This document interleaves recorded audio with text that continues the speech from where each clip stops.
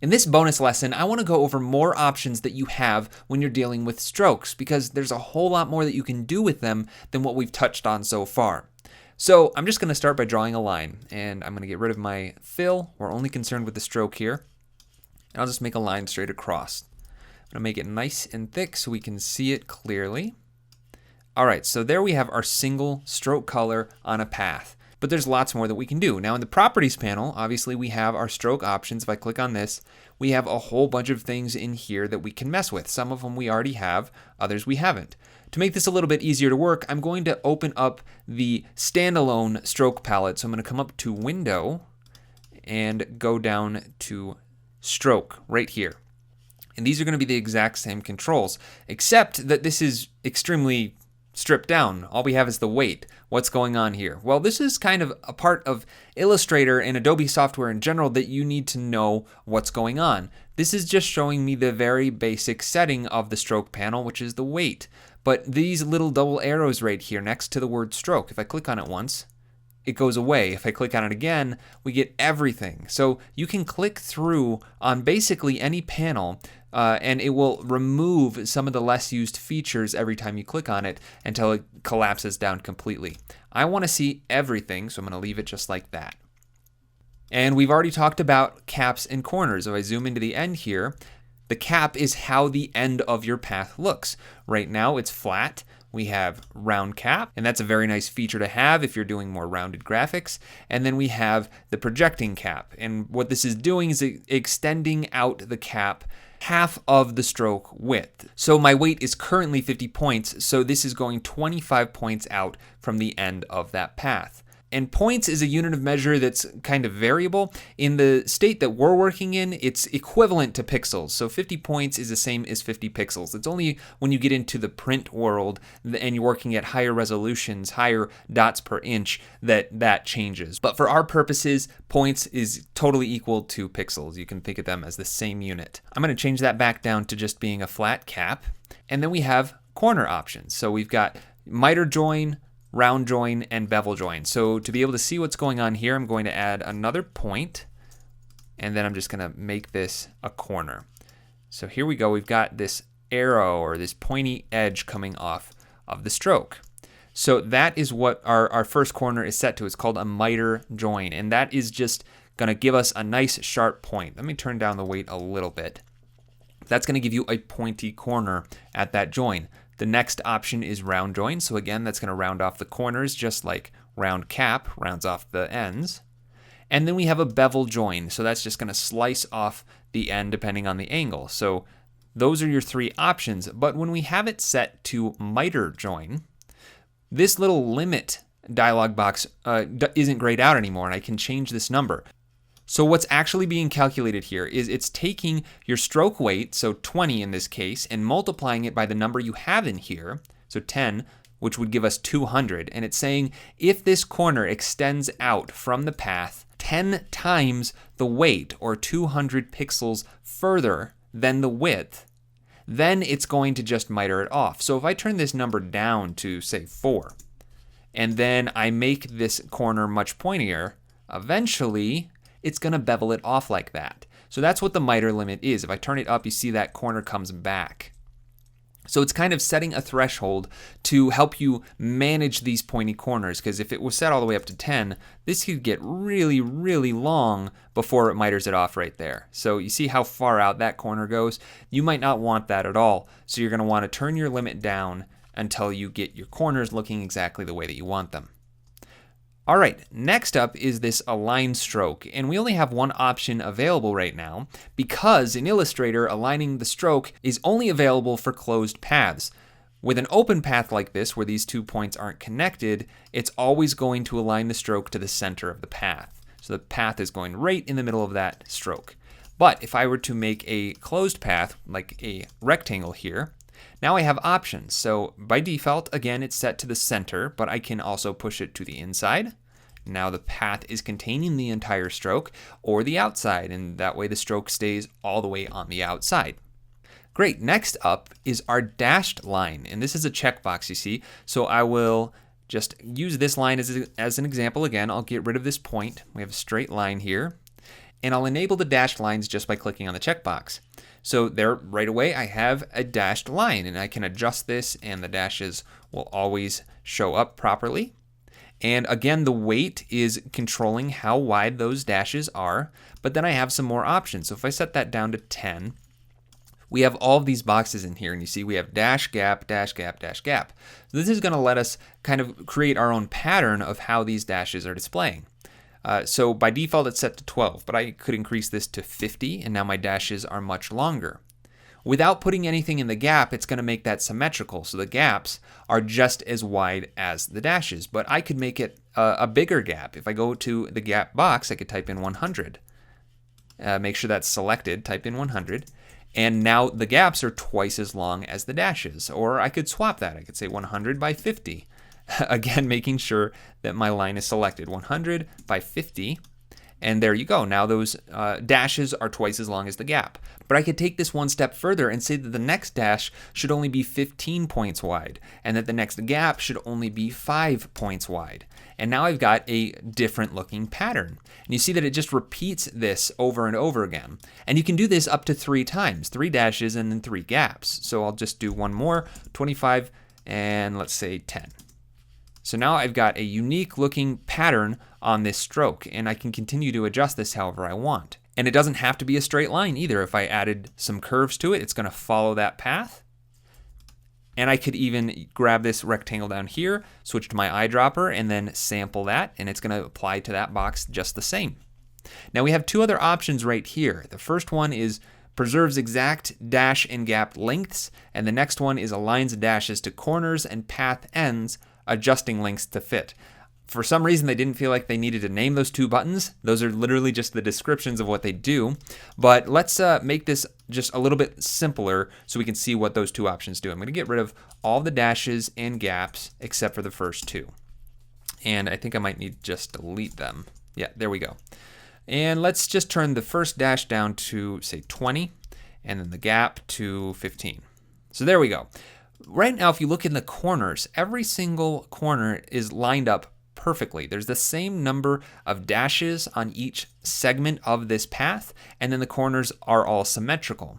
That's what this second option is doing. It's aligning the dashes to the corners and path ends, adjusting the lengths of the dashes to fit. So it's not 100% precise. If I were to scale this down just a little, you can see that those dashes right here are changing just slightly as I do that. So it's being a little lenient with the way that it's putting those dashes on the path. But if I change it to this option, preserves exact dash and gap lengths, then it's going to 100% make sure that every dash is 20 points and every gap is 15 points, regardless of the size. The downside to that is that you can get some corners that look like this. It's bending around that corner kind of strange. Same thing down here. There isn't a path wrapping around the corner on this side or on this side. So it really depends on what you're trying to accomplish with your dashes on which one of those you're going to want to use. For an open path like this line, it might not matter as much. So if I apply that same dash to it and then switch this on and off, you can see how that's affecting it. All right, I'm going to take the dashes off, get rid of this rectangle. And next up is our arrowheads. Now this is a really, really cool feature. I like this one a lot. I'm just going to make this a straight line one more time. And take a look at these 2 drop-down menus. They represent the start and end of a path. If I click this and drop it down, you can see that we have all these different styles of arrowheads. So I'm just going to grab the first one for now, and that puts an arrow right at the end of my line. I can do the same thing for the other end. Click on that, and now I have an arrow pointing in either direction on the end of my line. Again, this is going to follow whatever the path is doing. So I could bend the line, and the arrowheads are going to point in the direction that the end of the line is going in. So these handles are kind of directing where those arrows should be pointing. These scale up and down with the weight of your line. So if I put this down to 1, they're much, much smaller. If I want the arrowheads to be bigger though, without changing the line weight, I can do that just by making sure it's selected and then looking at these scales. So this is the scale for the front and scale for the end. So if I link them together, they'll both change together. And I'll change this to 500%. Now they're much bigger, but the line stayed exactly the same. And there are lots of different options. You don't have to just do arrows. There's also some other just basic shapes like these circles. Maybe you want to have a circle at the end and an arrowhead at the other end. Or you could even go crazy and use these little graphic hand pointers. You scroll down to that.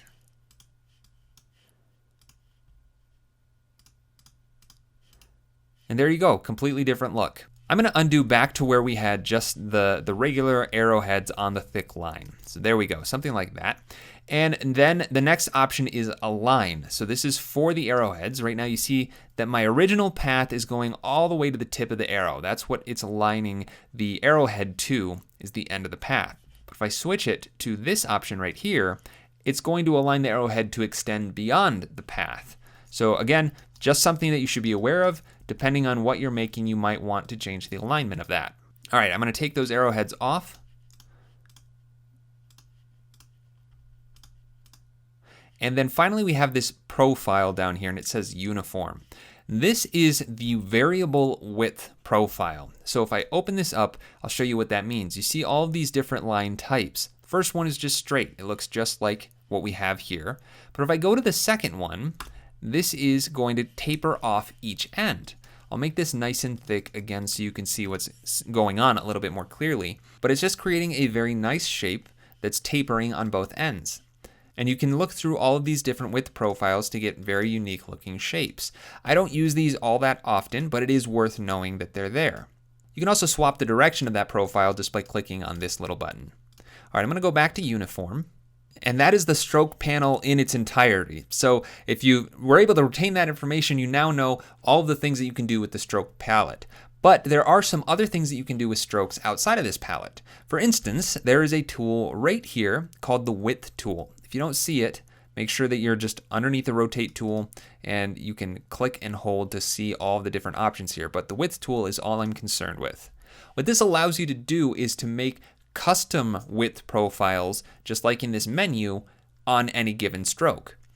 So if I were to click and drag in the middle of this line, you see that that is giving me these handles on either side of where I clicked and allowing me to change the width of that point in the stroke.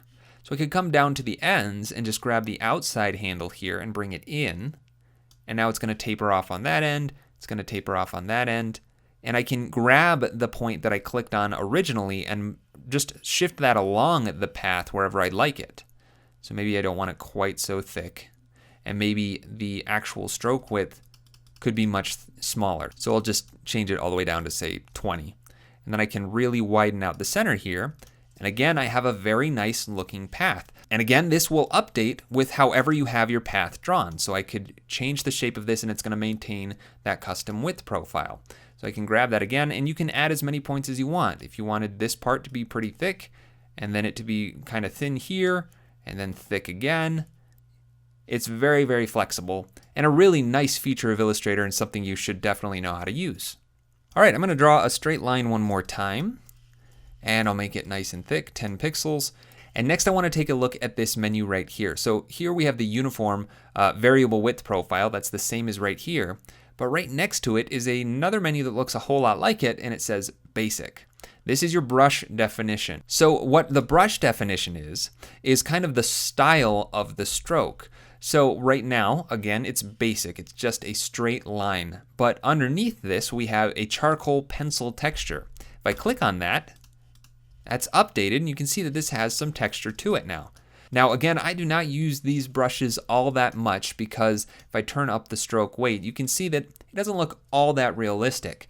But there's lots that you can do with brushes. They don't have to just be charcoal or simulating some kind of real material. You can also use brushes to make patterns. So this one right here is a kind of like a leather stitching. And it's based on actual images. And just like everything else, it's going to follow the shape of your path. So if you needed to put something that looked like stitches and leather on a design for some reason, this would be a really handy way of being able to do that in a very flexible, smooth manner, just like any other paths in Illustrator. And there are a whole lot of brushes to pick from. By default, this is all that's loaded in. But if you want to explore the brush libraries, just click on this button right down here, and you can see all different kinds of options. So under Artistic, I could go into, say, ink. and try one of these to see how it looks. So this is called a scatter brush, and it's kind of a random pattern. But then we have a brush that's supposed to be more like a paint stroke. There are a whole lot of presets here, and you can even build your own if that's something that you'd like to get into. There are guides out there that you can find to start making your own. I would suggest, though, that you use it sparingly. It's kind of obvious to a designer when you see these types of brush strokes being used in Illustrator. It's very obvious that that was a vector brush that probably came from the Adobe library and doesn't always come across that professional. But every now and then you can use them in a way that just is very subtle and adds some detail to your illustrations in Illustrator. All right, next up, I need to draw another line. And I want to show you some things that you can do in the appearance panel. So right here we have the appearance panel, and again I'm going to pop out the full appearance panel just so this is a little easier to deal with. And we have the same options right here. Stroke weight, we can do that. We can twirl this down to get to the opacity and click on the word stroke to get to all of the options, same as what's right here. But what's cool about the appearance panel is that it allows you to style your objects with multiple strokes and even multiple fills. Now, I do not know why you would ever want multiple fills because they're just going to go straight on top of each other and you'll never see one over the other. But a stroke, on the other hand, you can change the weight of. So if this is 40 points and let's say I make it an orangey color, I can then come down to this button right here, add new stroke, and click on that. Now I have two strokes on the same path. So if I go to that second stroke that's underneath the first one, I can change the color to something a little bit lighter, and we don't see it, and that's because it's below the one that we just made orange. Well, if I increase the weight of this, you can see both strokes on that same path now. And you can do this as much as you want. If I wanted a third stroke, I could do that, make it even thicker, change the color to something else, maybe something that doesn't hurt your eyes so much. But there you go. I've got kind of like this pattern on my stroke now, and I can adjust this just like before. It's always going to follow the contour of your path. You can even do this same technique on top of text. So if I grab my text tool and I just go ahead and make this black, standard black, and type out multiples, I'll make it bigger and then maybe change the font to something bolder. So let's see. There we go. We've got nice fat text here. I want to change this to a stroke. Well, I could swap my fill and stroke, so I just have that, and there's nothing wrong with that at all. I could increase or decrease the size of the stroke, change the corners to be round. That's a perfectly fine way of doing it. But if we take a look at the appearance panel, there is no fill or stroke showing up. And that's because text is handled slightly differently in Illustrator, kind of like the way that groups and compound shapes can have multiple levels of fills and strokes. Text is kind of the same way. By default, when you select it, you're editing the type. But if you double click into the characters, that's what actually has the styling going on right now. So my stroke is 14, I have no fill. But the issue is that I can't add or remove fills or strokes, and I can't rearrange these fills and strokes. So what I actually need to do is go back into my type, double clicking on it, and then add a stroke here. So if I click on stroke, I've got a new stroke, and I can change the color to something like red. And now I have two strokes, even though I'm only seeing one in this appearance. Well, again, that's because we have a stroke on the type, but we also have a stroke on the characters. It's kind of confusing. I understand it doesn't make a whole lot of sense, but I need to go into my characters, and I'm just going to turn off the stroke in there, and instead style this through the appearance panel right on top of the type. Now this is transparent. There's no fill in it, just the stroke. So I'm going to add a fill. And let's just make it, I don't know, a dark color. Once you've applied that color, as long as it's active, you can edit it using any of the other color tools. So I could come down to my color panel right here and make it something like a green, maybe something that's not quite so hard to look at. And then my red outline, that's definitely got to change. So let's change that up. Something like that. And then I can add another stroke. So I'll just click on the new stroke button. I'll increase the size. And then I'll just change the color to maybe a bright blue. There we go. So we've got something weird going on here. The strokes are being applied on top of the fill. I want the fill to be on top of everything. You don't want to cut into the text at all with those strokes. To fix this, all I have to do is grab my fill and drag it up to above the strokes. And now that is straight on top of those strokes, and the strokes aren't covering anything up. So just like in our layers palette, the order of your fill and stroke matters, just like the order of objects inside of layers matters. So now that that's at the top, I can, change my stroke up a little bit more, maybe make the first one bigger, the outside one even bigger than that. And then let's say I want to round off the corners. This is a little too boxy for me. I'm going to just select each one of these strokes. I don't think I can do these both at once, but I'll try. Rounding both of those off. Looks like it left the outside stroke flat and pointy, so I'm going to select that one and then round that off as well. And there you go. Now I've got something that's very unique.